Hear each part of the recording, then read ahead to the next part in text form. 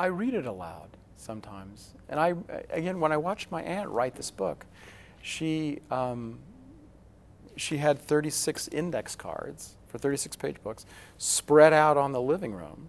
We lived in Wyoming, and so it looked like you were flying over the Midwest, you know, these little squares everywhere. And it was a sunken living room. That's like a Bedelia, it's a sunken living room.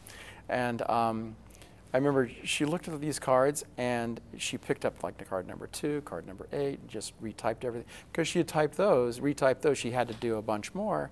And she would go in, she would read it silently, and she would read it out loud. Because when a story is being read to a child, it has to not only read right, it has to sound right.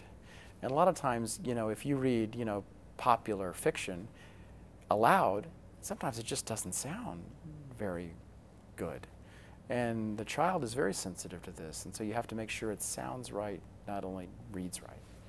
And so that lesson of watching her labor over this, you know, 36-page book was very instructive. So I listen for the sound. And again, also advertising, how something is delivered.